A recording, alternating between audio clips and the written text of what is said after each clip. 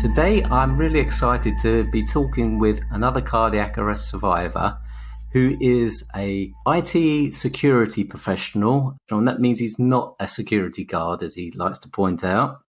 And his name is Jonathan Jenkyn, and although IT security professional sounds a little bit boring, actually, when I was researching you for the introduction there, I found that you had actually posted into the group once that you described yourself as a cryptographer and ethical hacker, and that you had actually got an IMDb appearance because you've been in a TV series. So you're anything but boring.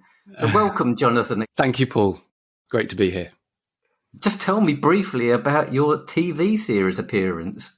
Yeah, so that was a group of friends subsequent to university set up a small company called FX Home, which is essentially a video special effects software for home users to use. Originally, it was for putting lightsabers and those types of things. That's what they wanted to do. And the company actually grew and has been very, very successful. And so the company decided to spend a bit of time and make a small web series.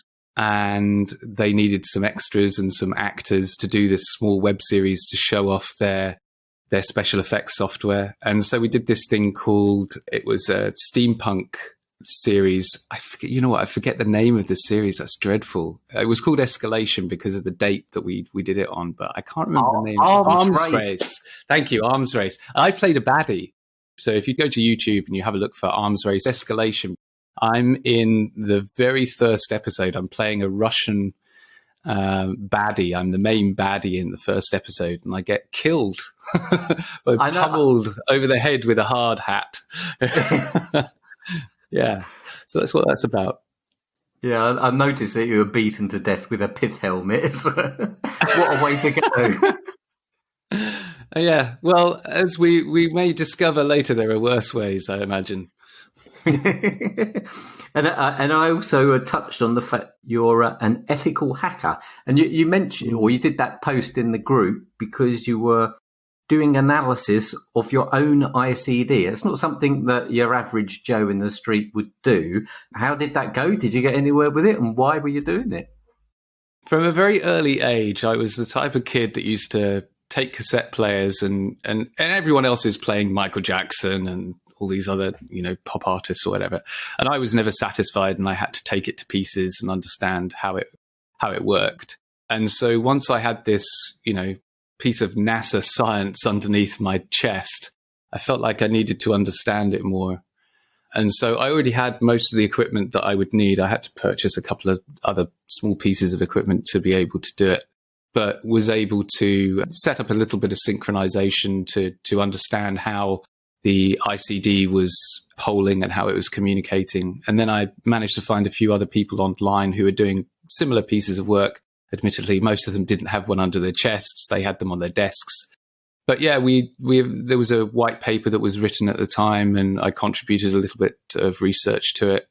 It's interesting, because if you've got a website or you've got a piece of software, it's actually really easy to update it. If someone finds an error or a vulnerability in it, it's very easy to update it. Whereas this thing under your chest that's actually keeping you alive and certainly, managing the risk of you having another cardiac arrest or other cardiac event, it's much more difficult to update the software if a vulnerability has been found. So I think these manufacturers have to really stay at the top of their game when they're pushing out new versions of software. The amount of testing they must go through must be just inordinate.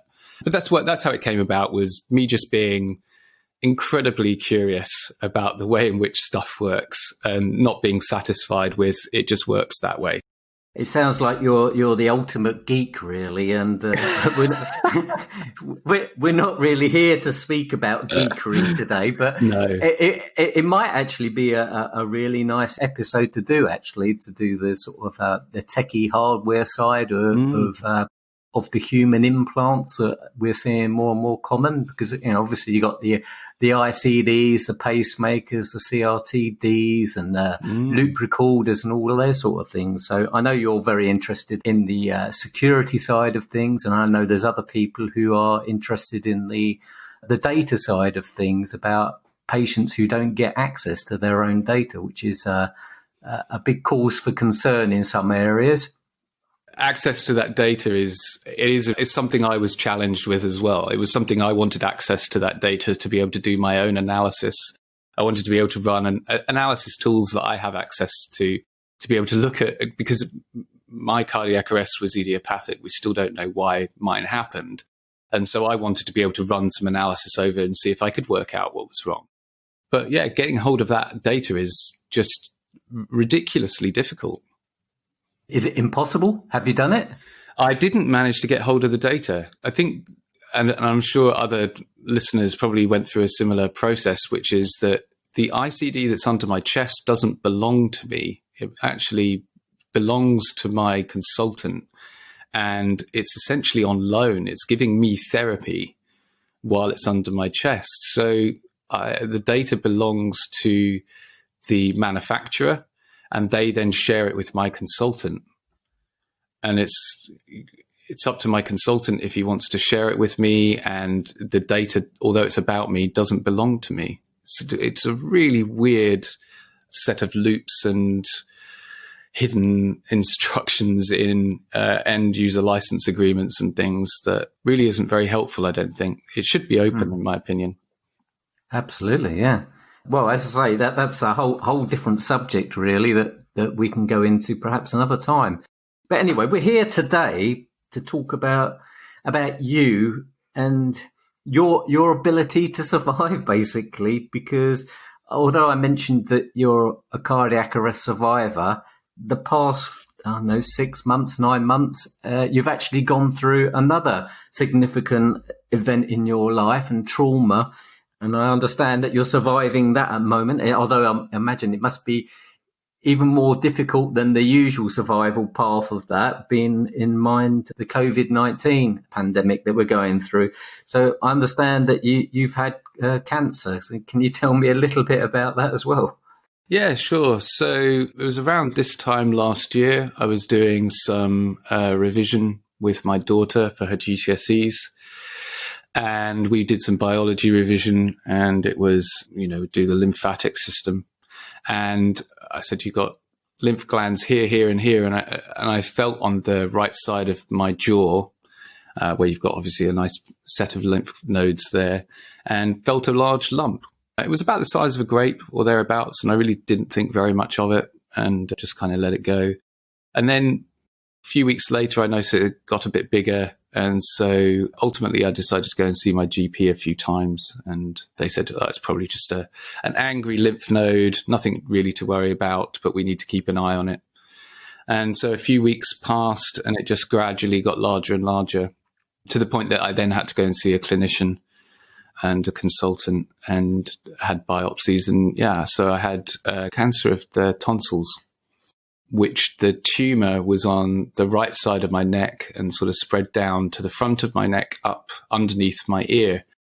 So at the point that I was getting my radiotherapy and my chemotherapy, it had got so large that it had blocked my right ear. So I'd gone deaf in my right ear, and it was actually starting to affect my ability to swallow and to talk. My throat was very sore all the time at that point. And I went through the radiotherapy and chemotherapy, which was just awful. Just how people go through that, an absolute nightmare of treatment more than once, is just heroic. And the staff were absolutely amazing in their support of me. I mean, obviously, I've got my ICD, which did complicate some of the therapies and some of the scans, having MRI scans, et cetera, on a daily basis. And having to have radiotherapy applied on a daily basis and then chemotherapy. They just had to monitor me as a very special person. So that all kind of completed the therapy, the active part of the therapy completed in October of last year. But actually things tended tend to get a little bit worse before they get any better. So I was not able to eat food. I lost my voice on a number of occasions. Still vomiting a lot of vomiting blood. I lost a great deal of weight. So I think to date, I have lost 24 kilos in weight. And the radiotherapy has also knocked out my taste buds. So I can't taste food at the moment. And I don't make mucus in my mouth either. So it makes eating and drinking very difficult to do. You can probably hear I've got quite a nice Radio 4 voice now in comparison to what it was before. But yeah, so there are some side effects with it. It means I don't have a great deal of appetite, and I struggle to really get the calories into my body to start gaining weight again. There is the opinion that it may very well come back over time. Certainly the taste is beginning to come back, but the mucus is still a real problem. I wake up several times in the night with just an entirely arid mouth and have to drink or sup on something. But yeah, so I'm still going through the recovery of that. I'm still not out in the daylight from it, trying to make the best of the situation, supporting local charities. And with COVID-19, obviously, I'm in the extremely vulnerable category now. But having been isolated as a result of my chemotherapy, I've had a bit of practice last year in how to do this isolation thing. So I think I should be okay. I've been indoors now. I think this is day 61 or 62. So I'm not supposed to go outside at all. So I certainly haven't left the front of my house at all. I've been in my garden, in my back garden, and I've been mostly isolating within the house from other house members as well, trying to stay separate as much as possible, use a separate bathroom and separate eating food, etc. So yeah. That sounds incredibly tough, what you've gone through. When was your last treatment of chemotherapy? So the last treatment of chemotherapy would have been at the beginning of October. And I actually did, although I was scheduled to have 6, I only had 5 in total because I got hospitalized in week 4 out of the 6. I really had very adverse reaction to the chemotherapy and the radiotherapy, and so I was hospitalized. So I was in bed. They gave me as much fentanyl as they were allowed to give me. They gave me codeine, Oromorph, paracetamol through the night and through the day. I was just, I really, if I had an option of being in a coma or being awake, I would have opted for the coma any stroke of the day. The last chemotherapy was in October while I was in hospital. And I think I was in bed for a little over 4 weeks. So I didn't step out of a bed for 4 weeks. Again, that's caused some nerve damage in my legs. So I've got my right thigh is entirely numb. You could probably stick a knitting needle through my right leg and I wouldn't feel it. And it's unusually, it's quite painful, actually. The sensation of the sort of electrical sensation of the numbness can be quite uncomfortable, certainly being sat on a train, which I've done a few times now on my way to work at the beginning of the year. That was excruciatingly painful to be sat in one place for an hour. Not something I really want to repeat if I can help it. Is that just the atrophy from laying in bed for so long? Yeah, it's very likely a compressed vertebrae in my back, apparently relatively common, but again, it's one of these things that can come back. And again, it's another reason to get active and to start exercising, especially while we've got COVID and I'm not really allowed to go outside at all. Trying to find ways of exercising and getting my fitness up will hopefully exercise that neural pathway to be able to rebuild some of the sensation in my leg. You mentioned, you were in hospital for quite a while and you had a lot of treatment, and you mentioned that having had a cardiac arrest and having an ICD added to some further complications. Can you talk a little more about those? Yeah, sure. So the first point that I realized that having an ICD was going to be an issue was having the PET scan, sometimes called a CAT scan. So that's a scan where they inject you with some glucose that has a radioactive isotope attached to it. So you starve for 12 hours and then you're injected with this isotope. And obviously cancer cells love sugar. They love that fast sugar, and so they will uptake it. And then you have to lie in an MRI where they're scanning to find that isotope. So they're looking for those hot spots of where the glucose has been uptake. And the ICD causes a problem because a lot of people that have ICDs, that first of all, they're not MRI safe. Thankfully, the one that was fitted for me was MRI safe, but they still have to turn it off. And they still have to monitor me while it's been turned off. So they have to put lots of sticky buds all over my chest to monitor my heart rate and my pulse, and to make sure nothing is going to happen while I'm under. And also they kind of want to scan, those leads create a little bit of interference. So the result of that scan, there's a little doubt that's put in their mind around the quality of the scan as well. So it does mean that what is normally, obviously the starving and the injection of the radioactive isotope, etc., takes about an hour or so to happen. But the scan is usually sort of 5-10 minutes. It's not really very long at all. And actually, I find it quite relaxing to be just laying there being told not to move. It's quite a relaxing experience. But it's extended. It's just like, it can be twice as long. It can be 6 times as long.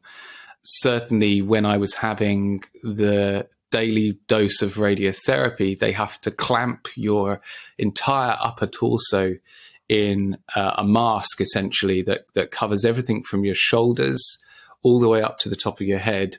You're clamped in one position. You literally can't move. You can't open your mouth to do anything at all. It's just clamped there.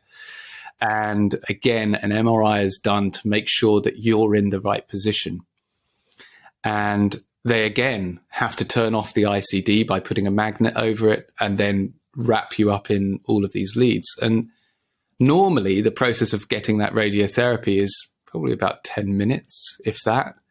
But I've certainly had some of the sessions where they just couldn't get me in the right position, where we were well over an hour of shuffling around trying to get me in the right position. Most of it was because the ICD kept, or they would lose the signal for the pulses that were dots on my chest, or the magnet would slip, or various other things would happen. And so the ICD did cause a complication in the delivery of some of that treatment, but hopefully, well, the results hopefully speak for themselves, which is at the beginning of January, I was given an all clear. I had a second PET scan and they found no cancer in my body. So it was obviously successful. And I put that down to the diligence of the radiotherapy team and the nurses that looked after me. They were absolutely world class.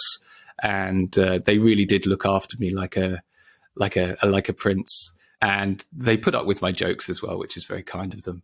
But yeah, so the diligence that they had about making sure that I was in the right place before delivering any of the radiotherapy, it took a long time, but it was important to go through.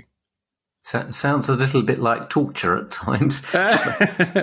Yes, maybe that's true. And also, if anyone was a little bit anxious about that sort of procedure, it sounds like, wow, you've got to have some sort of I don't know what the phrase is really. How did you cope with the anxiety of it all? You said you quite enjoyed the 5 minutes of peace or whatever, but if you're in there for an hour or so, that doesn't sound that peaceful. No. So, I mean, I have a relatively positive attitude going into most things. Certainly when I found out I had cancer, there was no, I didn't break down in tears and there was no crying or anything. I think they were quite surprised at my response, which was like, right, so what do we do then? What is it we're going to be doing? Tell me what the absolute gold-plated, what's the right thing to do right now? And they were like, well, to start radiotherapy and chemotherapy. Right, what do I have to do? And there was no doubt in my mind that, I'd have to be complacent and compliant with all the best advice that I was getting from the professionals around me. So in terms of anxiety, I didn't really have any. I just knew that whatever it is that I was going to go through, I had to go through. I didn't have a choice. And I know that a lot of people are, they get anxious about enclosed spaces, but you kind of have to put a lot of that to the side and you just go, well, it's either the fear of an anxiety that's immediate in front of me of being in an enclosed space, being clamped to a table and being asked not to move for an hour, or cancer, which would mean death. So which one are you more anxious about? Being enclosed for 10 minutes, 20 minutes, or being, given a terminal diagnosis? I was told midway through my treatment that had I not have caught the cancer at the time that I did, I wouldn't have seen Christmas that year. It was an incredibly aggressive cancer, and it would have suffocated me ultimately. So, it was absolutely the right thing to be doing. Yeah, it's when you put it like that, it's fairly obvious what choice you have to do and what you have to sort of adjust your mind to accepting, really, doesn't it? Yeah. And, I did, I don't want anybody to think that I just sailed through it. As I said before, 4 weeks in, I was in hospital. Even a week before that, I was just crying and bawling, and the pain was excruciating, and I wanted it to stop. There's absolutely, I had multiple conversations with my wife saying I just wanted it to stop. I wanted it to go away. I just wanted the pain to end.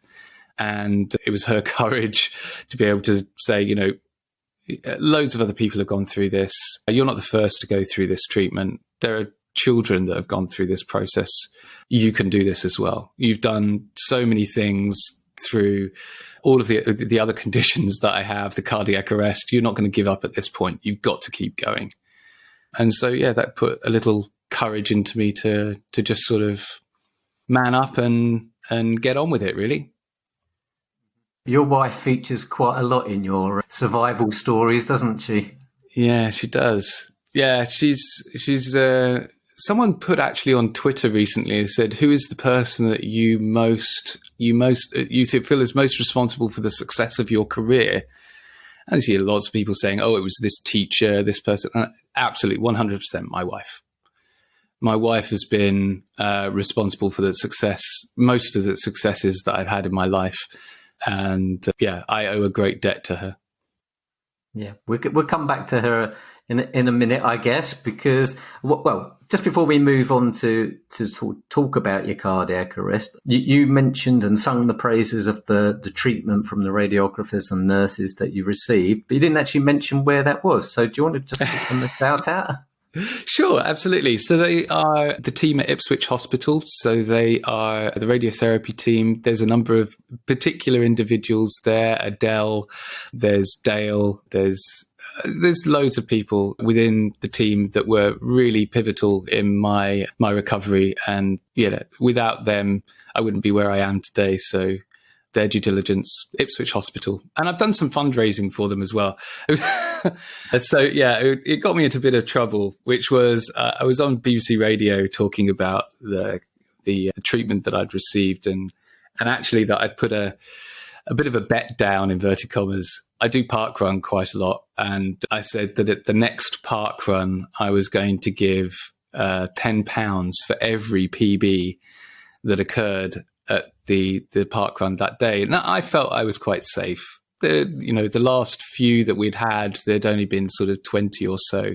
So I was expecting to be donating about 200, maybe £300, possibly. Well, it turned into about £810 in total. Wow. Yeah. So it managed to, it spurred a lot of people on, I think.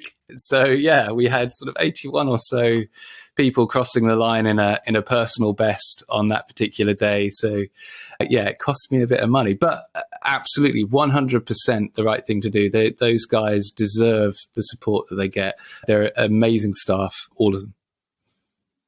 Yeah, absolutely. And you touched on a couple of subjects, which hopefully we can come back to later, which is your running, your media appearances, because you seem to have done quite a lot of those, and also your giving back, raising money and that sort of thing. So if we can talk about that a little bit later. But I think your cardiac arrest was about 5 years ago now. Was that right? And perhaps you can just talk us about a little bit about what life was like before that, and then about the event. Sure. So a bit of patter that you probably need ahead of it is I used to work in Cambridge, and part of the work that I was doing in Cambridge required international travel. And so we had a fitness for travel assessment, which I just dodged and dodged and dodged. I just didn't want to do it. I just felt like it was a bit of a theatre, and I didn't really want to be involved. Anyway, it got to the point where I had to do this test, a urine test to make sure your kidneys are working. And sure enough, it came back that my kidneys don't work the way that they should. Loads of investigation later. We can talk about that later, maybe, if you want to. But I have IgA nephropathy. IgA nephropathy is a immune system, kidney system issue where my immune system is essentially attacking my kidneys. So my kidneys don't work the way that they should. They essentially believe that there is a blockage in my kidneys, and so increase my blood pressure to try and flush it through. But in trying to do that, it creates more scarring on my kidneys, which then tells my kidneys that there's a blockage, which increases my blood pressure. And so you can see the cycle continues. So I had very high blood pressure, and I had this issue with my kidneys. And so as a result of that, I thought, well, they're going to give me a whole pile of drugs. And sure enough, they gave me a whole pile of drugs, which had massive side effects. I felt dizzy a lot of the time, started putting on weight, felt very lethargic. None of it really suited me. And so I started looking at ways in which I could maybe tackle it myself through diet or exercise. And sure enough, diet and exercise are the things to be doing. So with a colleague at work in Cambridge, I started running and I started changing my diet so that I was eating more healthily. I was eating more vegetables, less carbohydrates, less sugar, etc., etc. A few years passed. I got really into running. I've previously been basically allergic to any form of exercise, but got really fit. My blood pressure came down a great deal. I was definitely within the healthy range. I was still, my BMI was a little bit high, and something I needed to try and manage.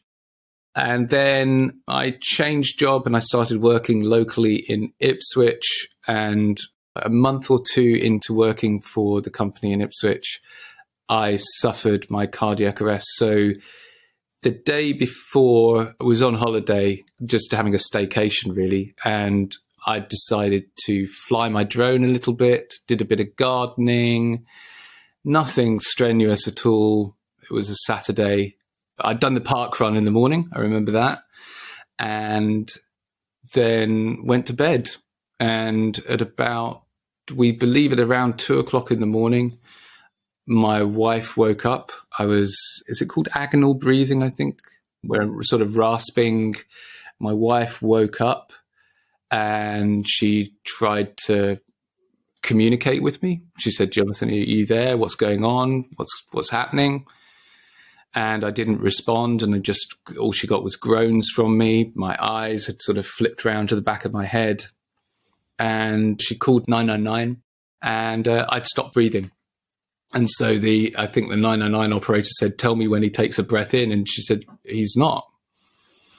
And the 999 operator said, "Well, you need to perform CPR on him. You need to get him on the floor." So at the time, my two daughters, my younger daughters and my elder son were at home. So my wife woke my son up. I'm quite tall. I'm 6'3" and a bit. And as I said, I was a little overweight. So getting me on the floor was not going to be easy. But they did. They got me onto the floor by the side of my bed. And my wife performed CPR while they waited for the paramedics to arrive. One of my other daughters woke up. Rather hilariously, my younger daughter didn't wake up at all during any of this. Even when the paramedics arrived, she still remained asleep.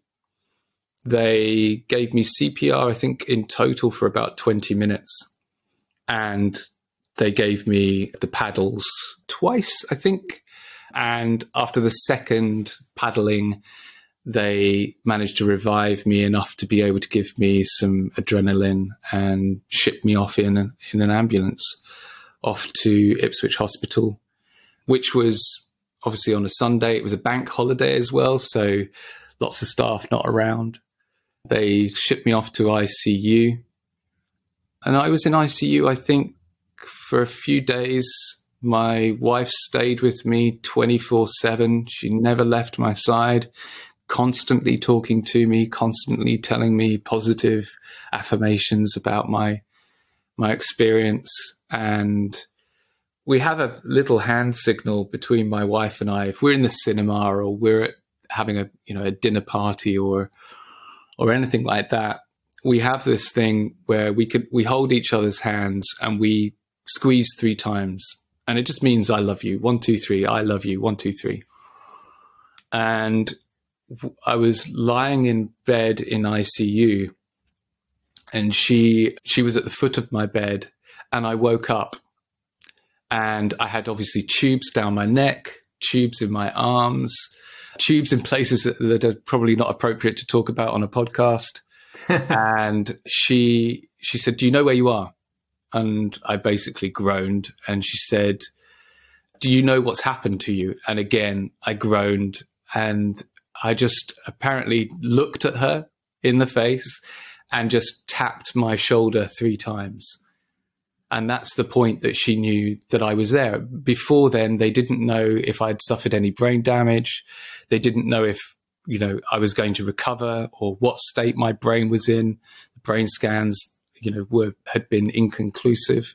They didn't find any drugs or any cause or reason for my cardiac arrest. So they really didn't know what had happened. But this was the proof that my wife needed that I was still there, inverted commas, and was the decision point to then bring me out of the induced coma that I'd been in for several days. And so, the risk was that if they took me out of the coma, that I wouldn't be able to breathe on my own. I'd been hooked up to this breathing apparatus while I was in the coma. I was not breathing on my own. The risk is that if they kept me in that state, that it would cause further brain damage. But that if I didn't come out of that, if they brought me out of the coma, that I wouldn't be able to breathe on my own. But my wife made the decision that I was there, that I had my brain function. And so they decided to take me out of the coma. And thankfully, I came round and I think it was a bit hit and miss, but I did eventually start breathing on my own. And soon after that was shipped off down to a cardiac ward where I waited there for a week or so while they did more tests, more surveillance, more scans, etc., etc. Again, inconclusive. So I was shipped off again. By the way, awesome fun going in an ambulance at 70, 80 odd miles an hour up to Papworth backwards. Loved it.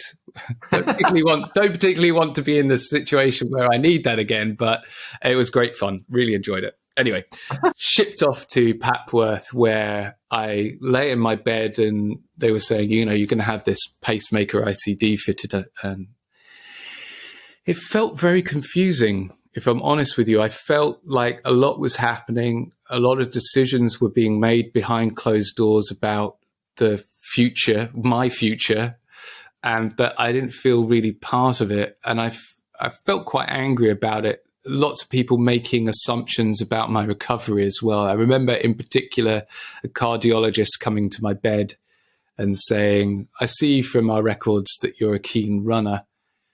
You need to put that out of your mind. You need to forget about that. You will not run again. You need to focus on getting better. Maybe think of a different sport, maybe darts or pool."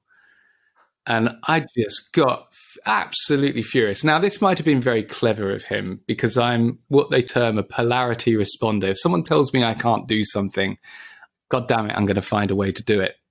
So it might have been very clever of him, but it meant that I was then utterly focused on running. It's pretty much one of the first things that I started talking about when I came out of my coma was, I feel fine. I want to go out for a run. And this was just putting fuel on the fire. It just meant this is genuinely something that I want to get up and go out and do now. But there was also that anxiety around, I don't know what even do the letters ICD stand for? What is it that they're putting under my chest? I know they're telling me that this is the right thing to do, but I haven't spoken to anyone that's had this happen to them before. I haven't spoken to any patients or maybe other people that are going through the same thing. There was no one around me that was having the same thing happen to them. Relatively young chap, I was 38 at the time, just coming up to my 39th birthday. I needed some assurance. And so I remember laying in my bed. I can see myself very clearly. and looking on Facebook for some help. And I found a couple of Facebook forums that were in the US, and they seemed very crowded and kind of noisy. And that wasn't what I was after. I wanted not one-on-one care, but I wanted a slightly smaller support group. And I found the Sudden Cardiac Arrest Survivors Group, which at the time, I remember, there was probably about 20 people in there in total, maybe. Well, what you're talking about, Sudden Cardiac Arrest UK? Yeah. When would that have been? You were August. The group started the beginning of May, and after a year, we had about 200. So I think there may have been a slightly more than 20. But yeah, you're right. It would have been very small compared to what it is now. Yeah, it felt very small, and it felt being able to see the posts, etc., helped me a little. And I think I may have even posted up. I haven't looked, but I'm in Papworth. Can someone tell me about ICDs? Can someone tell me about what's happening? And it was that kind of helped waylay some of the concerns and anxiety I had around ICD. I still didn't feel very happy about having an ICD fitted. It was still idiopathic, and it was being put in as an insurance. It felt like an invasion. I wasn't very happy about it at the time. In retrospect, it definitely was the right thing to happen. But having that support from the group was pivotal in me accepting that this was going to happen and that actually the outcome was going to be okay. And hearing from other people that had been through similar experiences, that had ICD fitted and had survived, and that actually it had triggered, that their ICDs had gone off and that they were being paced and all those types of things, was okay. So it does actually work, and there is value in having it stuck under my shoulder. And the one thing that was kind of at the back of my mind is I want to be home for my birthday. My birthday is at the beginning of September. And I just had it laser focused again that I wanted to be home for my birthday. And I think I literally came home on my birthday. My dad came and picked me up and brought me back to Ipswich. And I think I just passed out. I was just absolutely zonked, so tired from the whole experience that I just passed out when I got home. But I was so pleased to be home for my birthday. Yeah, it's a very nice present to come home then. Yeah. You said you've zonked out, but were you fatigued for long? Yeah, a long time, actually. I was desperate for normality. I felt normal. I felt like I just wanted to go for a run. I felt like I just wanted to go back to work. I was going absolutely bonkers. My brain was working overtime, but my body just wasn't able to follow. I was solving Rubik's Cubes. I was solving Sudoku problems like they were going out of fashion. I just couldn't find enough for me to do at the time. And so I wanted to return to work. And like I said, I joined this new business. They were being very supportive at the time. They came to see me a couple of times. And I said, I want to return to work. And they said, well, our occupational therapy team, we're switching them out at the moment. We're in this sort of limbo position where actually we don't have an HR/occupational health function. So we're very much going to be led by you, Jonathan, in terms of when you want to return to work and how you want to return to work. And I said, well, I think I can return now. And it had been, I think that was the end of September, maybe. So just over a month? Yeah, a month after my cardiac arrest, and I wanted to return to work. And they said, well, if you think that's okay, fine. So I went back to work, and I was doing half-time. So I'd work in the morning, and then at lunchtime, I would go back home. A friend from work would drive me. It's only 1.5 miles for me to get to and from work. And normally I'd walk, but that wasn't seen as being terribly safe. And so they would drive me backwards and forwards for the first few weeks. It was a really bad idea. I shouldn't have returned as quickly as I did in retrospect. At the time, I would have been very angry that anyone was telling me not to go back to work, but I was belligerent. I wanted to be active. I wanted to be back to work, earning money, solving problems. And in fact, I think the business used it to their advantage. part of the role that I have is doing things called threat modeling. And threat modeling is where you take a system and you then attack it. You find all of the vulnerabilities within that system and you look to analyze each of those vulnerabilities in terms of the risk and likelihood, et cetera, et cetera. And you document it. So there's this big sort of diagram you create and then a nice sort of Excel spreadsheet of all the threats and risks, and then you sort of categorize them. There's specific ways of going about that. And they brought a system to me and they said, Jonathan, we want you to run a threat modeling exercise against this system. And so I did. And it took me a day or that part of that morning and created this diagram, etc., and handed that over to them and then went home. And the next morning I went back in and they said, hey, Jonathan, we'd like you to do a threat modeling exercise against this system. And it was exactly the same system. But because of the fatigue that I had and the memory loss that I was suffering at the time, I had retrograde amnesia. I didn't remember that it was the same system. And so I did the threat modeling exercise again and listed out the threats, listed it. And essentially what they were getting was the same threat modeling exercise twice from two different consultants, essentially. So they could check to make sure that I hadn't missed anything. So yeah, they essentially got two consultants for one, which is very clever of them. Had they spotted that you were having a problem with your memory? Yeah. I could, certainly while I was in hospital, I had this sort of rolling window of less than 5 minutes, 2 or 3 minutes usually, where if someone was in the room, I remember, my wife tells me that when my cousins came into the room, not my cousins, my nephews and nieces would come into the room, I'd go, oh, hey, how are you doing? Hey. And within 2 or 3 minutes, I'd look away and then look at them again and, oh, hey, how are you doing? So, 2-minute rolling window approximately that has slowly extended over time. And certainly by the time I was going back to work, it was, a few hours that I could remember. Anything before that was just real faded memory. I couldn't really see certainly any detail. If it was people sticking needles in my arms or, angry conversations with consultants or whatever, I would remember those, but it was just sort of trying to remember what I'd had for breakfast that morning or trying to remember things that I might have done that morning. I just wouldn't have been able to tell you at all. You could have put a gun to my head and I would have said, tell my wife and kids I love them. I have no idea what I've been doing for the last 4 hours. So just before you move on there, can I just ask, it's almost 5 years now. So how is your memory now compared to back then? Because obviously, you're working at a top company and I imagine your cognitive abilities and your memory are very important to what you do.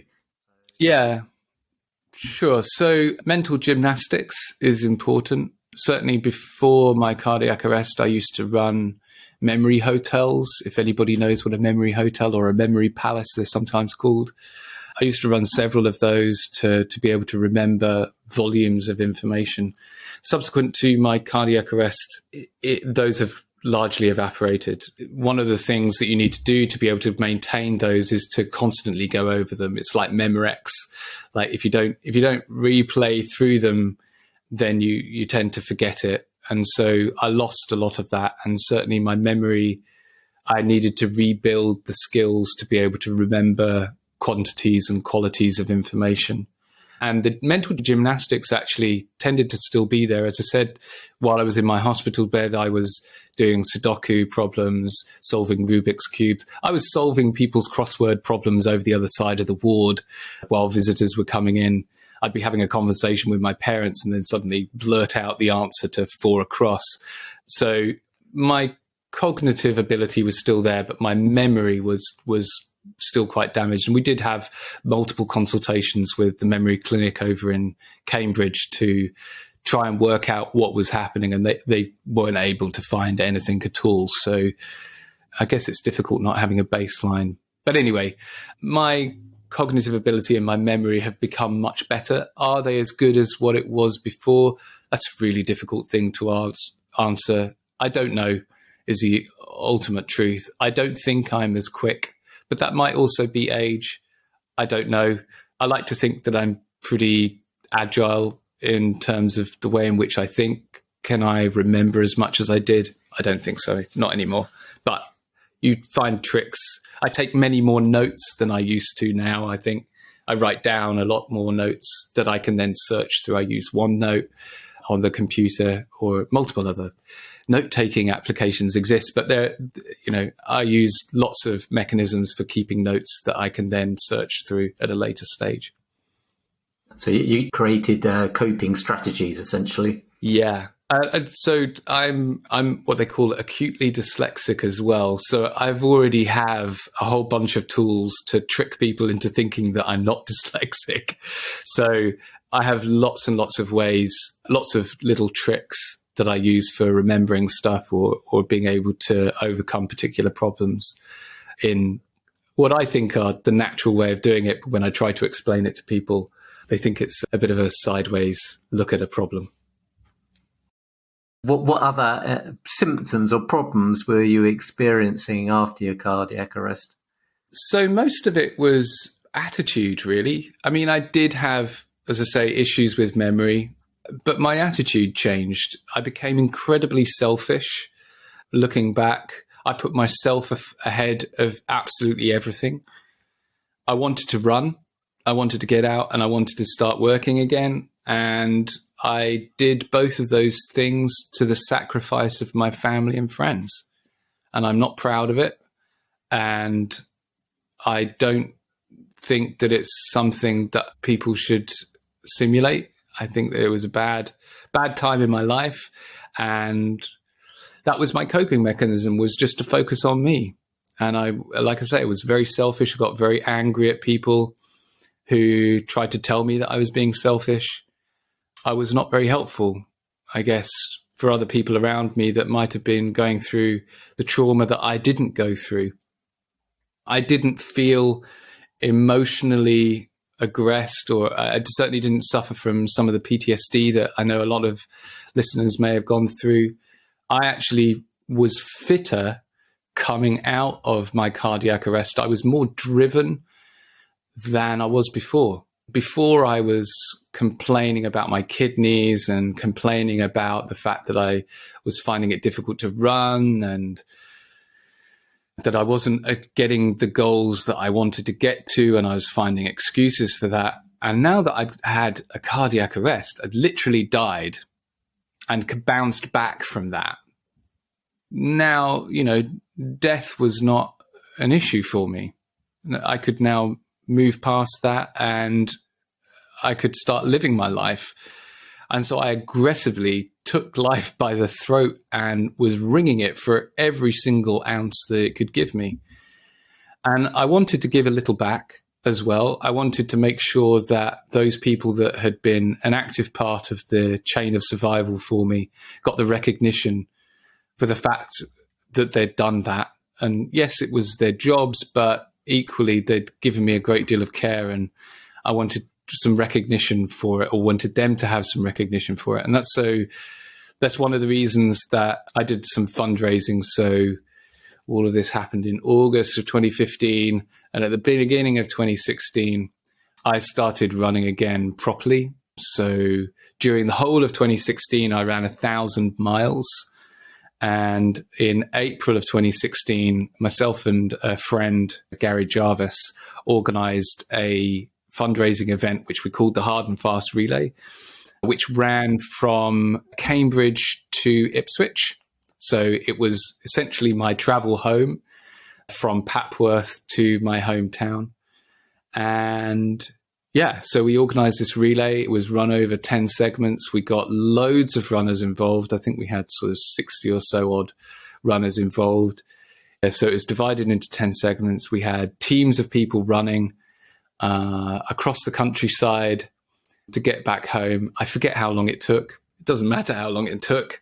I ran the first segment and I ran the last segment. So the last segment was about 10K or so. And I ran that with the paramedic that was first on scene and had given me the electric paddle jolt back to life, and had been there with my wife as she was giving CPR. So that was really important. I ran it with my brother as well. as my son. So it was an important event for me to go through and to do that fundraising for the British Heart Foundation, for the Ipswich Hospital charity, and for Papworth. And in total, I think we raised more than £6,000 for those three charities. Yeah, and £6,000 tends to sort of raise the eyebrow of certain media outlets as well. And I was very happy to get some exposure for it. So through and off the back of that, we had a campaign which we started in Ipswich and Suffolk with BBC Radio Suffolk to start a campaign of providing free CPR sessions across the county. So we had, I think originally we scoped 3 sessions across Suffolk, and there was a torrent of people wanting to do it, more than we could cope with. And we ended up putting on, I think, 10 at the end of it, 10 sessions of CPR training. And it's something which is now done annually through BBC Radio Suffolk. So they have an annual campaign where they promote CPR across the board, and several local celebrities have now had cardiac events, which have meant that they've become the new face of that campaign, which has been great. And some of those people are in the Southern Cardiac Arrest group. So it's great to see that work continuing. Passing on the good luck, as it were. Yeah, absolutely. And it's good to have a fresh perspective on it as well, not just my slightly old and faded perspective on things, but to have it sort of very real and vivid in people's minds that this only happened a few weeks ago, a few months ago, etc., is really important. But exactly that. The fact that they're happening all the time, as you say. Because just before you carry on there, it's just go back to what you were saying about your attitude when you came out, and you were quite selfish and driven and whatever. I mean, I don't want to diagnose you, but some of those attributes are known to come from sustaining a brain injury. So I don't know, whether some of that could be explained because of that. And also the name of your sponsored event, Hard and Fast, was that not only the name of the event and CPR, but also about you? Were you hard and were you fast then? Well, so I think it's interesting to see that other people have suffered in a similar way and had that selfishness streak. I think that's interesting. I'd probably like to dive into that a little bit deeper and understand it. Certainly at the end of 2016, I had several discussions with my wife and family and made a bit of a concerted effort and actually dropped a lot of the running. So I started detraining and decided to focus on my family first and on my career, and just span everything around and pretty much stopped running entirely. But the Hard and Fast was from the British Heart Foundation, Vinnie Jones advert, who was talking about delivering CPR as being hard and fast. And that actually that phrase worked very well for running, that it was going to be hard. It's a long distance and we wanted to complete it as quickly as we could. So hard and fast. I hadn't really considered it as being a subject for me in particular. I didn't find my recovery necessarily hard. Maybe it was quicker than it was supposed to be, but I never really applied hard and fast to myself. Again, maybe I should be diving into that. It was only done jokingly. But no, the personality changes and emotional swings are common after a brain injury or an event like a cardiac arrest. So, I wouldn't necessarily all put it down to your own selfishness, as you called it. So, cut yourself some slack, although I'm sure it wasn't very easy for you or your family at the time. And before we just go back onto the running, could you sort of contrast what you've gone through just recently with how your cardiac arrest was for both you and for your family as a whole? Are there similarities or are there big differences? Sure. So the cardiac arrest was a single out of the blue event. There was no warning that it was going to happen. There were no clues that something was on the horizon. It happened. I wasn't there for it, is what I continue to to say. My wife had to deal with the trauma probably the most. And then the remainder of my close family and friends had to deal with that trauma. And I really didn't. For most of the traumatic component of my cardiac arrest, I was absent. And so the healing, although the focus medically and clinically was on me, I felt at the time, and I still continue to feel, that the support wasn't there for my family. Certainly my kids really suffered. They still have issues to date that are unresolved.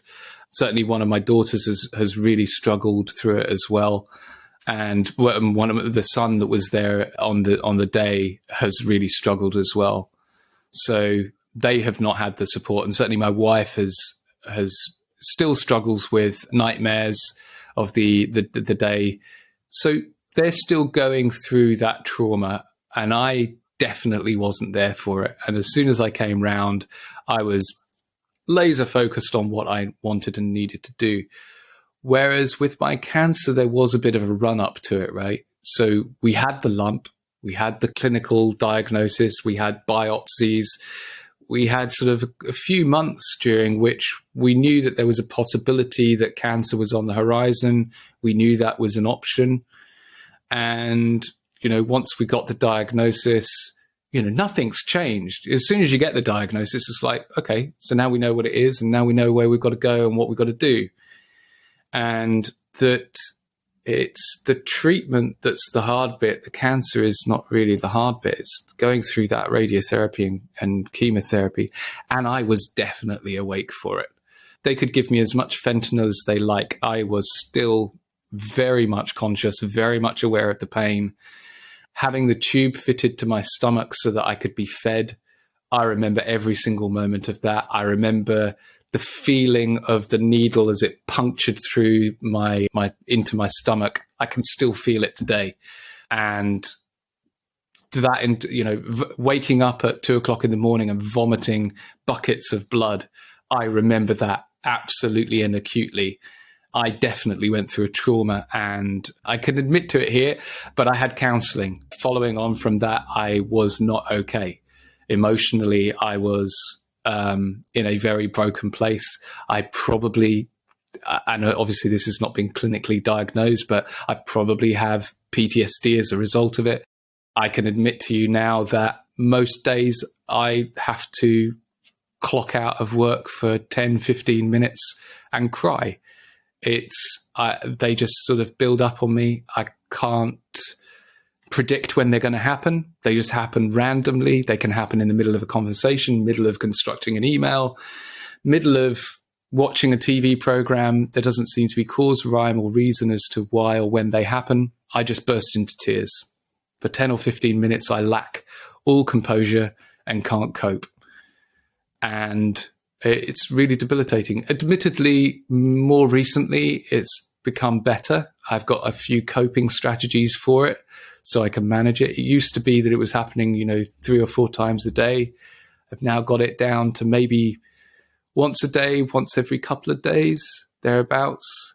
So I'm slowly finding my way around it. But like with everything, I'm diving deep and I'm finding ways of coping, looking for support groups, looking for opportunities to help make it go away, inverted commas, and trying to help other people who might be going through a similar thing. So your initial question was, what are the differences? I think they're entirely different. They're completely different. I didn't go through the trauma of my cardiac arrest. My wife did. And although my family and friends have gone through some of the trauma of my cancer, I think it's been I've lived in the moment. I've lived through the cancer much more than I ever did the cardiac arrest. Yeah. And it was a real sort of Damoclesian sword against my throat. It was going to kill me if I didn't do something about it. Whereas with the cardiac arrest, I'd survived it. I'd had my cardiac arrest. I'd moved on. I've now got this metal box under my shoulder that's my insurance against it ever happening again. I think I mentioned to you at the time, I feel like I'm immortal, right? life can throw anything it likes at me and I will survive. I will get through it. I know that now for sure. And that's how I've got to keep thinking. I know I'm going to keep thinking that. Do you think someone's out to get you somewhere? Someone said to me when a colleague at work actually said to me, it couldn't have happened to a nicer guy when I got diagnosed with my cancer.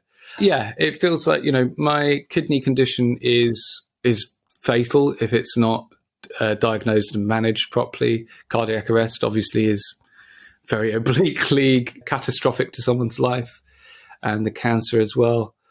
Yeah, I think I should start playing the lottery. There's that saying, isn't there? 3 strikes and you're out, but you're still here. I am still here. Maybe I'm a cat. Maybe I've got another 6 to go. God hope I don't. Well, I was going to say, I hope you don't have to go through anything else like you've gone through so far. Yeah. Just going back to the thing that you touched on, which is the crying or the emotional instabilities. Did you experience, is that only since the cancer, or did you experience any of that since the cardiac arrest? Because I was a lot more emotional and I had bouts of crying, and I know other people have experienced that as well. And again, that's a known symptom of having a brain injury.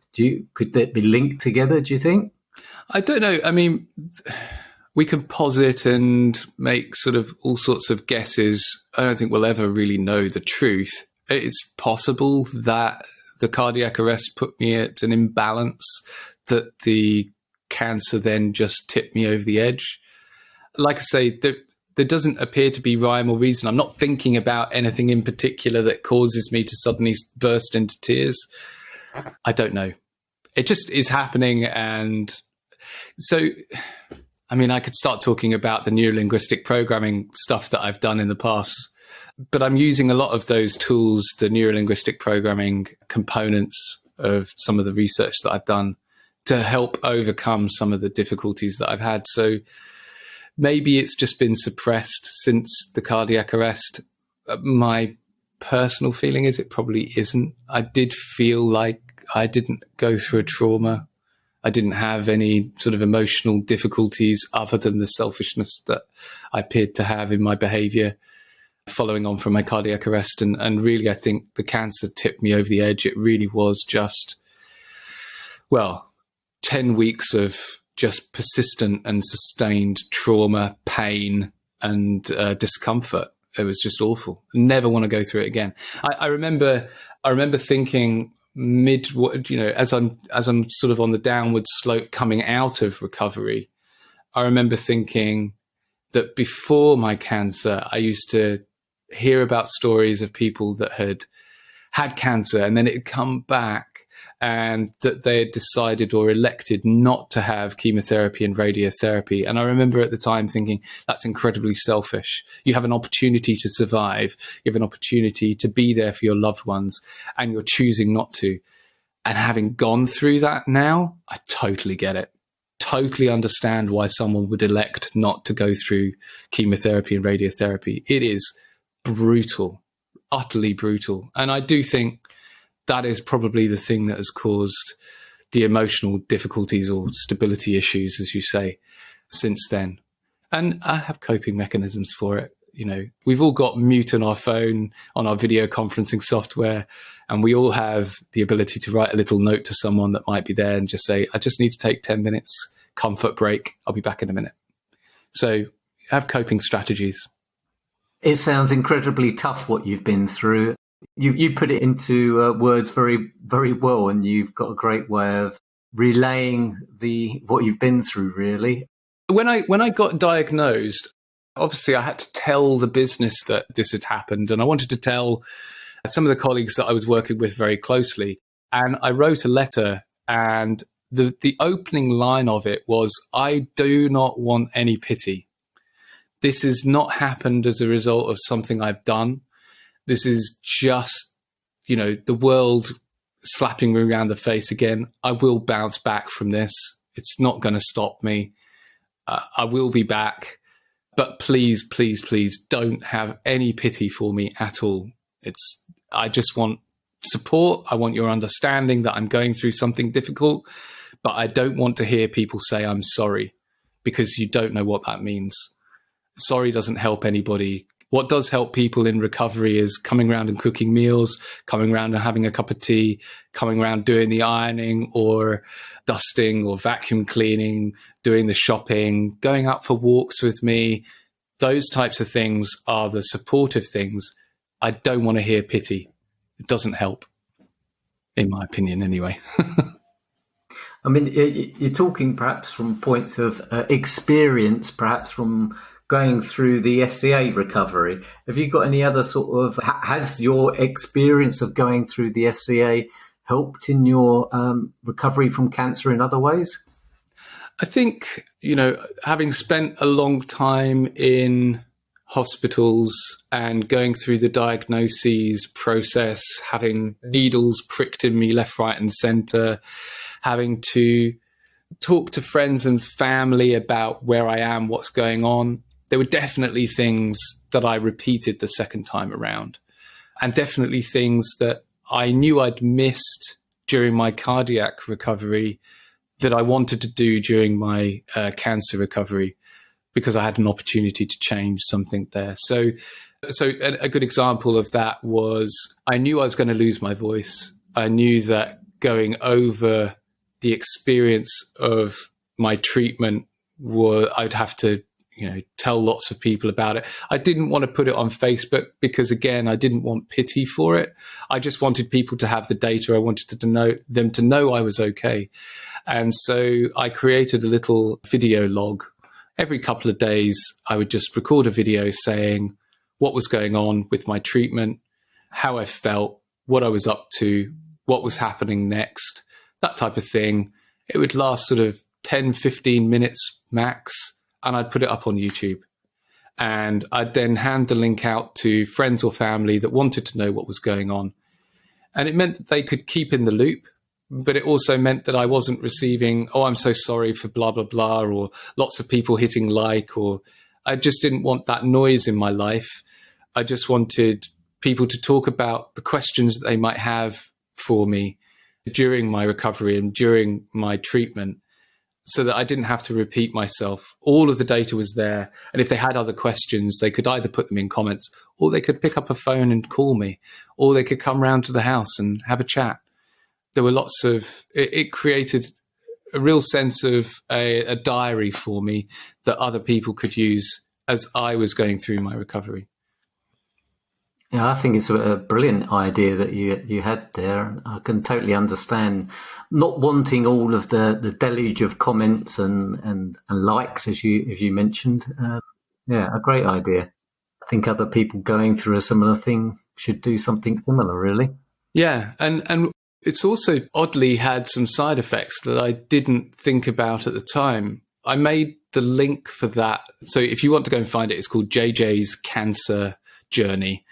And it's a public link, so anyone can go and find it. If you type in cancer throat Ipswich or cancer throat Suffolk, you'll probably find it. And certainly some people have. And they've reached out to me and they've said, I've recently had a diagnosis of cancer of the throat, and I'm worried about the treatment that I'm going to receive. Thank you so much for putting the diary up. Me and my wife have gone through every single one of the videos. It's taken us 6 hours to go through all of your videos, but now we understand what the journey looks like. We know what kinds of things to expect.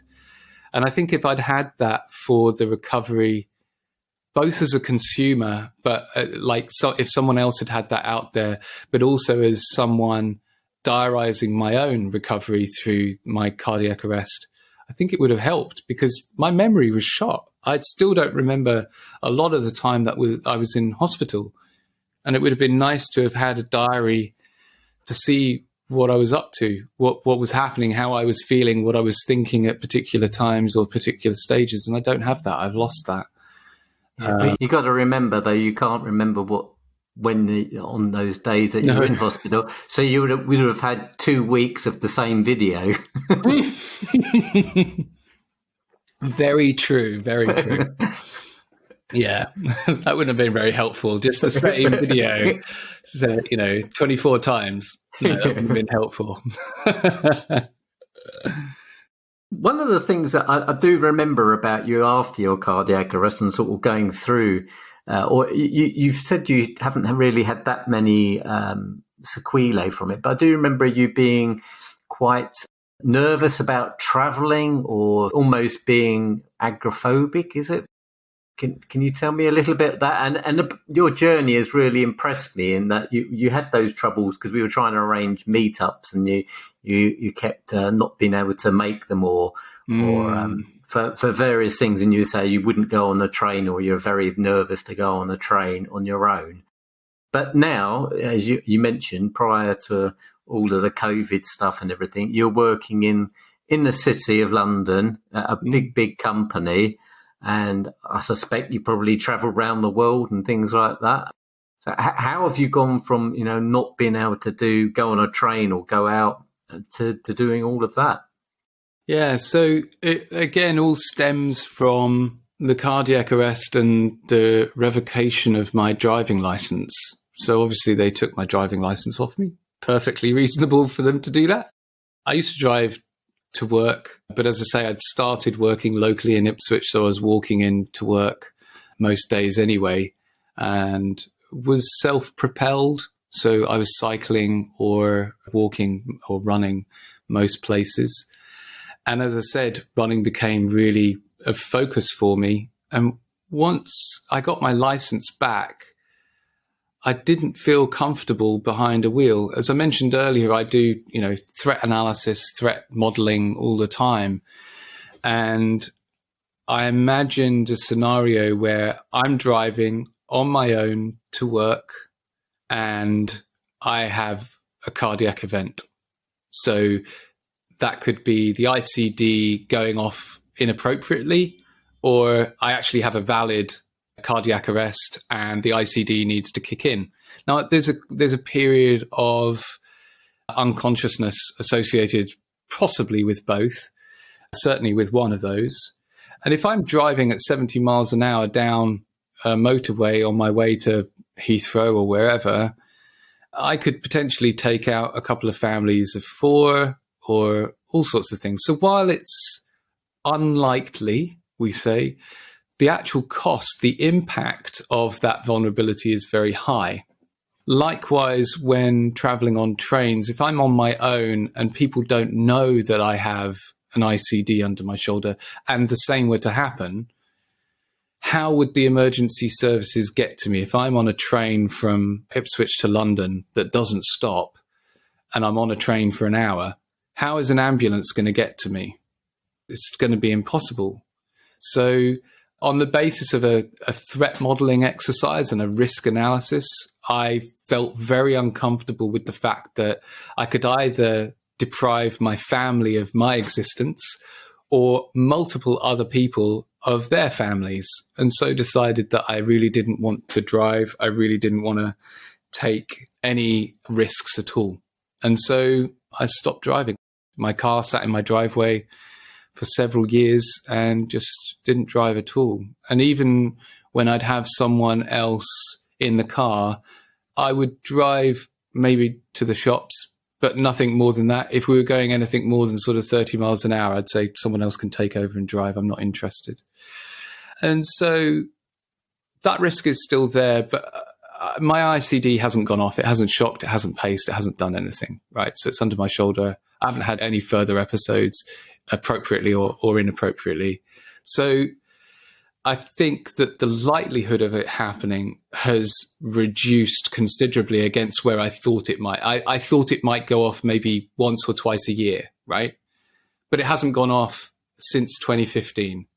So in 5 years, I've not had a single further episode. So I would say the risk of it happening, although the impact is still quite high, the risk has reduced. And so I started traveling on the train a bit more because I felt that was a way that I could, yes, there was still risk to my family that we couldn't get an ambulance to me or whatever, but at least I wasn't impacting other people that were on the road. And I then sold my car, actually. During my cancer treatment, I just was like, well, I'm never going to drive again.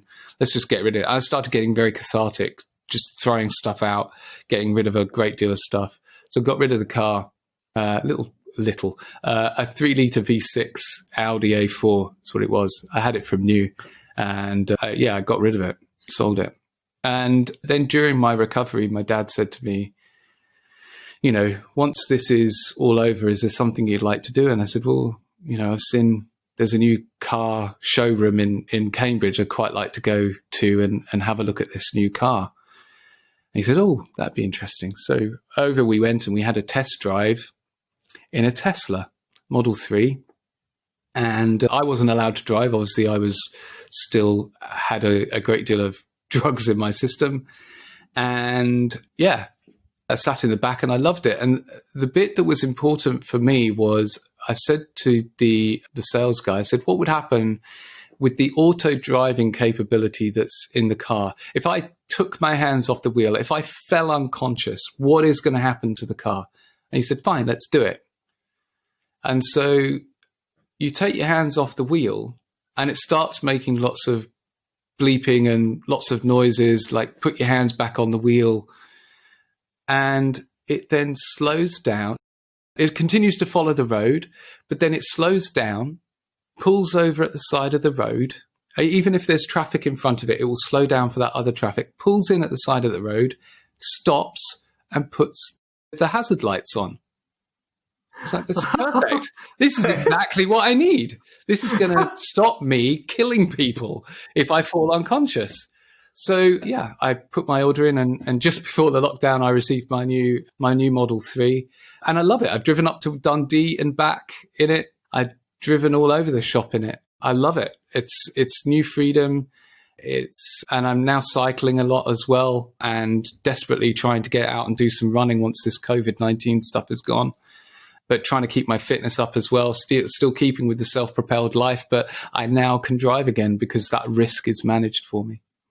That is amazing. Yeah, I hadn't really thought about Teslas and the ability that they've got and how that could, what impact it could on a positive way to someone like yourself and me, who's got a fear of going back in the car. That's amazing. It's amazing what we can do with technology these days and what we'll be able to do in 10, 20, 30 years' time. Yeah, it's fantastic.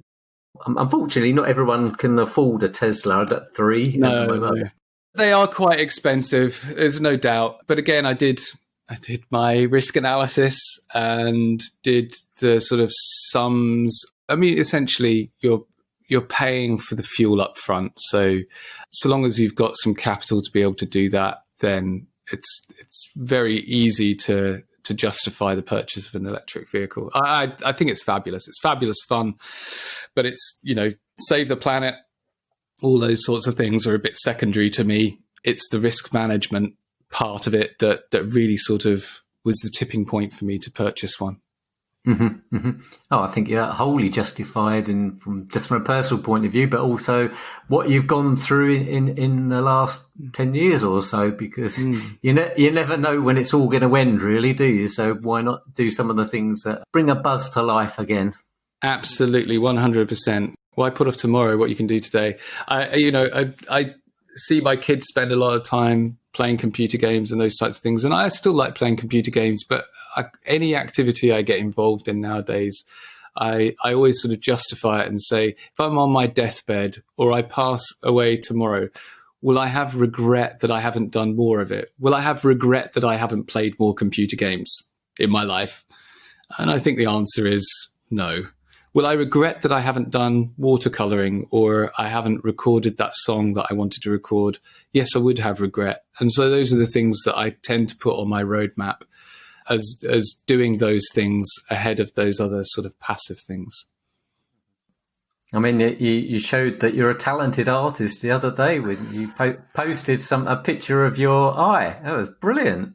Oh, thank you. Yeah, talented, I don't know. But I certainly wanted to be an artist when I was younger. In my teens, I wanted to go and do art school, and I wanted to be a musician as well.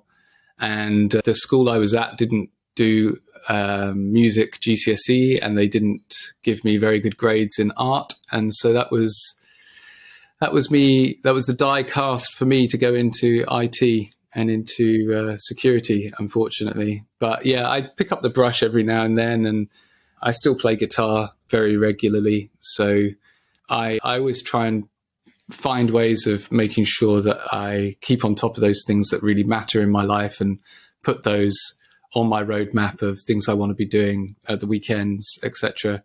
And the watercoloring, I haven't picked up a brush for watercoloring in about 3 years. So it was really important for me to schedule some time for that because it matters. It's important. And I would have regret if I don't do more of it. And I think the enthusiasm that I've received for drawing that eye and for other pieces that I've done recently really spurred me on to do more of it. So thank you for the like. I will be sure to pick up my watercoloring brush and paints again soon. That's not an ambulance coming for you there, was it? No, I live on probably one of the busiest roads in the country, actually, and there are ambulances driving up and down all the time. Yeah, it's an unfortunate side effect of where I live. But obviously, hopefully they can get to you quickly if you need it. Exactly. Well, just going back to the art, though, it's very therapeutic in its own right. And they say, after a traumatic event, doing something like music or art are very good and healing for you. So you're wise to pick up that paintbrush again. Yeah, and my guitar, actually, after my cardiac arrest, was a source of a great deal of frustration. I'm reasonably good. I'm what they call consciously incompetent. So I know how bad I am, and I can see goodness and that other people are better than me and understand that they're better than me. But after my cardiac arrest, I essentially lost the ability to play. Because there's three senses, there's three things going on when you're playing guitar. You're listening. You're using one hand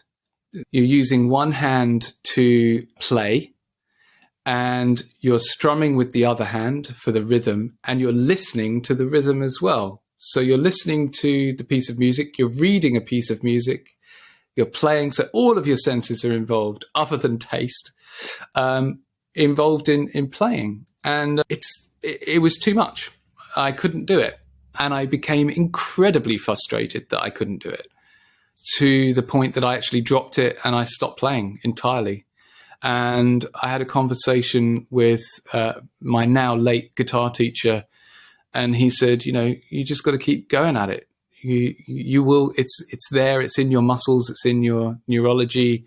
It is there. It's just latent, and you just need to give it a bit of time. And thankfully, he was right, and I managed to push through, and I'm playing again. And it's interesting listening to some of the recordings that I recorded. Even a few days before my cardiac arrest, I recorded a couple of songs, and listening to my ability to play now, I would say I'm a better guitarist now than I was then, through the fact that I've had to almost relearn the neurology that I had to play the guitar. So yeah, absolutely. It is incredibly therapeutic to take up art in some way, shape or form, be that music, be it writing, be it painting, whatever it is. I encourage anyone going through recovery to pick up something and be creative with it.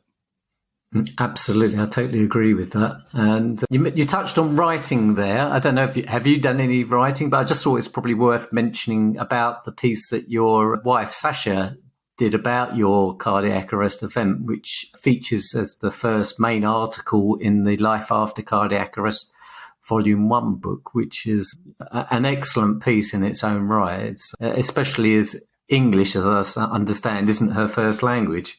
No, it's her tertiary language. So Italian is her mother tongue, French is her secondary tongue. One might even suggest German is her tertiary tongue, but she's certainly got English is not her first or second language, and she does very well. I would even say, opposites attract. I do not read books. I just don't read novels. I can read a manual. I can dip in and out of something, but I think in total in my life, I've probably read 3 novels in total. And I think the last time would have been more than 10 years ago. And in terms of writing, I've tried to write down my experience of my cancer. I know that the cancer team, the radiotherapy team, want me to write down my experience because it's not an easy experience for people to go through. And having it in a diary form is helpful for them to show to patients, etc.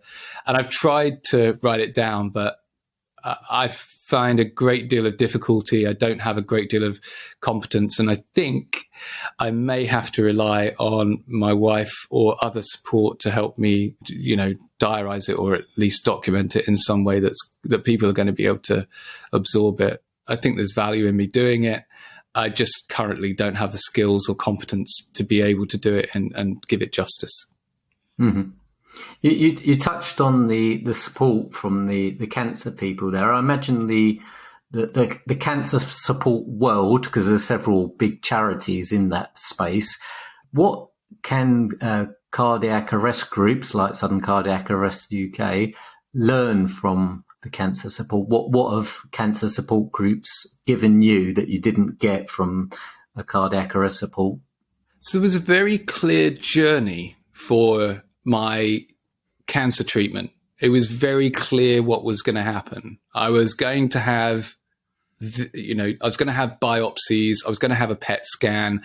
I was then going to have an MRI. And off the back of the MRI, I was going to have this face mask thing made up. I was going to be clamped to this desk. I was going to have radiotherapy. I was going to have so the journey was kind of planned out. It was very clear. And I have 2 large booklets and a DVD, and there's support groups around you. You're constantly asked, is there anything we can do? How are you feeling? And I just didn't have any of that for my cardiac arrest. Cardiac arrest, you get a couple of British Heart Foundation leaflets, and that's it.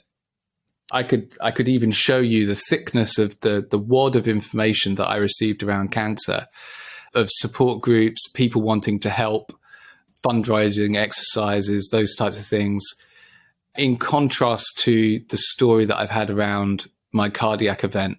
And it's a stark contrast, I would say. There really wasn't a journey for me to understand or to go through. It was, okay, you're out of hospital, you've got this insurance under your chest, off you go, have fun.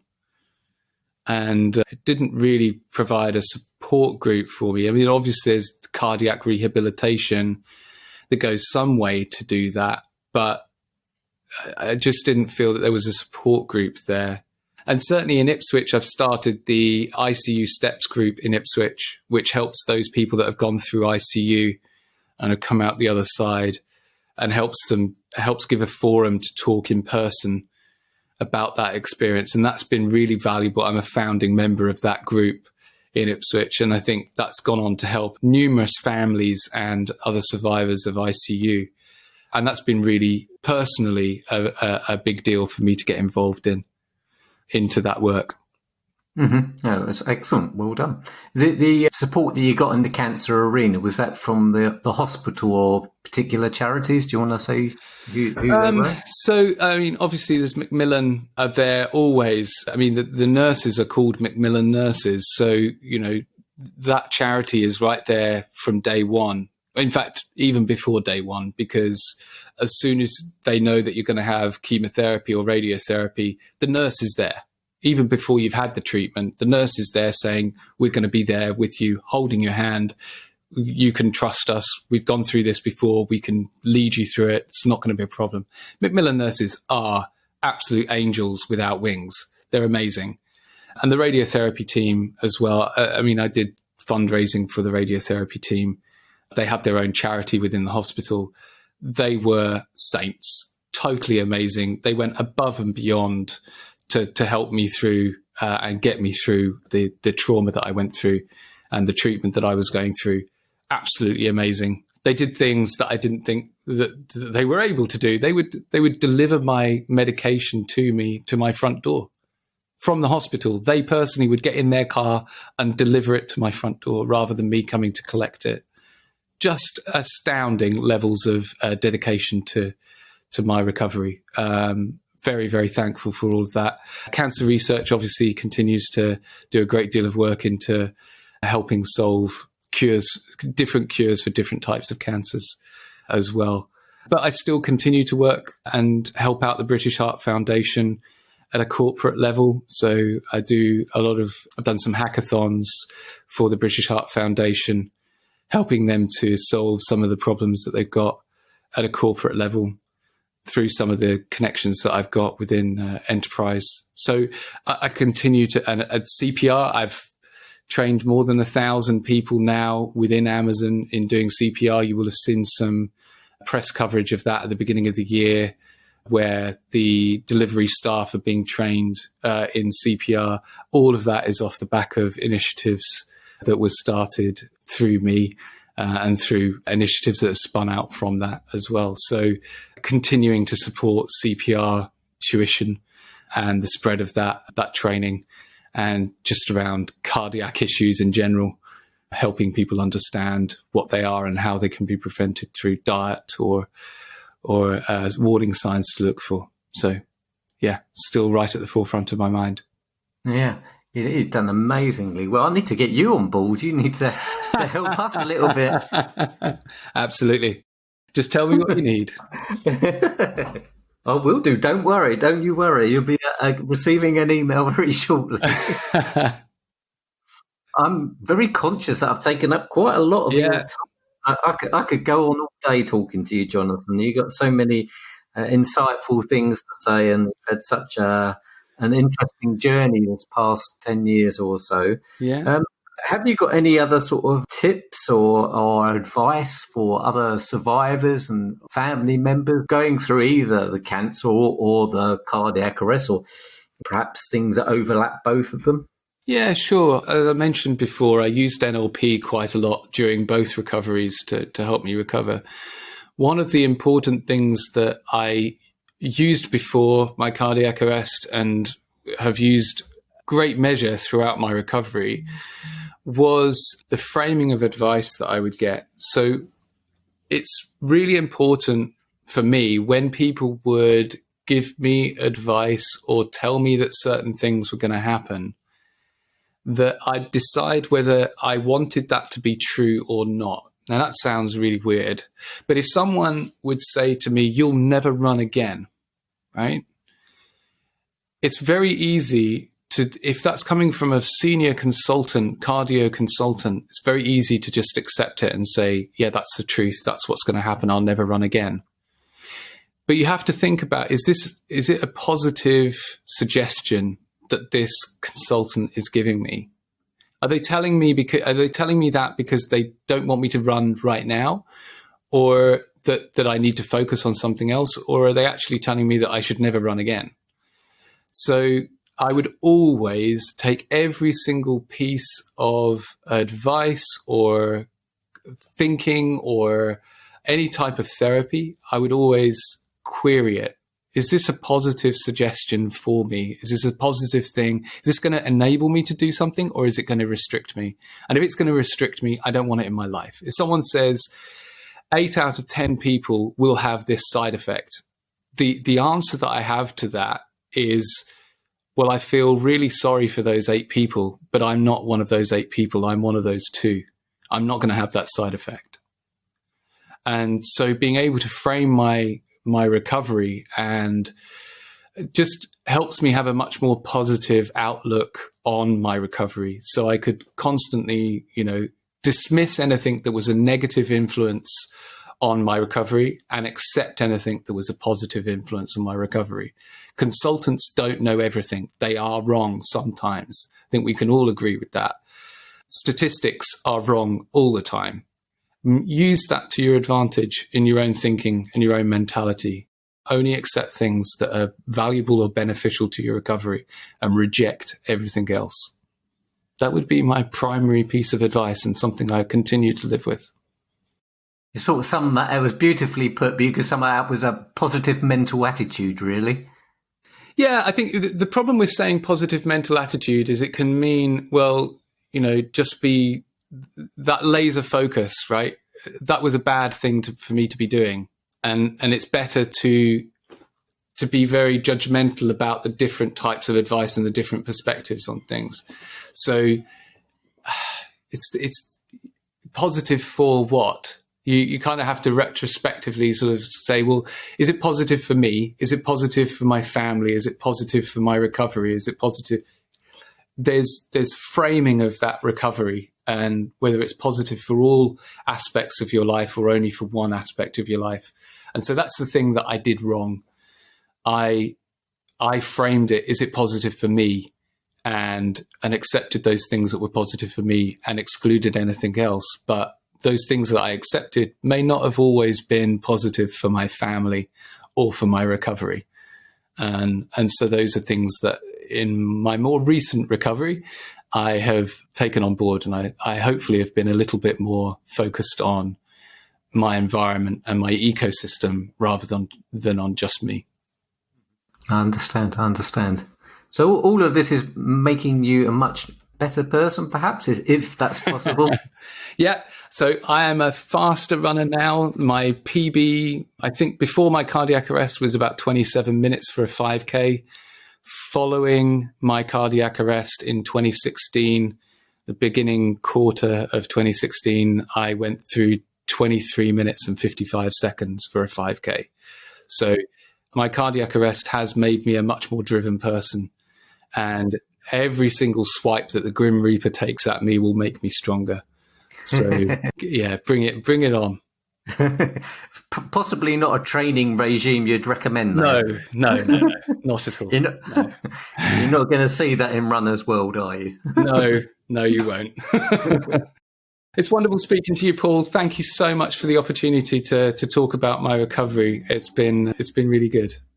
I really value your time, and I'm sure lots of people will get stuff out of this. I've got one last question, yeah, sure. Which, if you've got any time for, which is, you have spent probably a lot more time than anyone else in isolation this past 9 months or so. Have you got any tips for anyone in general for getting through living in isolation? Yeah, so is routine. That sounds really obvious, but have a routine. Do, something in the morning, something in the afternoon, something in the evening, something that just keeps it ticking by, that you're always looking 4 hours in the future, this thing is going to happen, and just keep doing it. So one of the things is that I've got to do this afternoon is come up with a joke. I love puns. They keep me sort of occupied. And through my cancer treatment, every day I would come up with a new pun. And so coming up with puns, coming up with jokes just keeps my brain occupied, keeps it sort of, I don't know, it ignites a little creative part of me as well. So yeah, just keep doing those types of things, find regime and routine in your life. And it will just, it's like running in a loop. After you've done like 4 or 5 loops, you won't remember how many loops you've done, and time will pass very quickly. Well, that's brilliant, and a great way to end this absolutely fantastic session with you, Jonathan. Thank you very much for imparting your advice and what you've been through, because I can imagine that hasn't been easy. And basically, you are the ultimate survivor, as I see it. Well, I like the accolade. It's very kind of you, but again, I don't want any pity. No, none given here. Just admiration. Cool. Thank you very much. No problem. Thank you so much, Paul. Take care. Take care. This concludes this episode of the Life After Cardiac Arrest podcast, and I'd love to know what you think. And you can do that via Facebook, Twitter, Instagram, or the website southerncardiacarrestuk.org. And you can find us by Googling Southern Cardiac Arrest UK or the Life After Cardiac Arrest podcast. If you have found value in this or other episodes, please help spread the word by leaving a review on your podcast provider, such as Apple or wherever is convenient.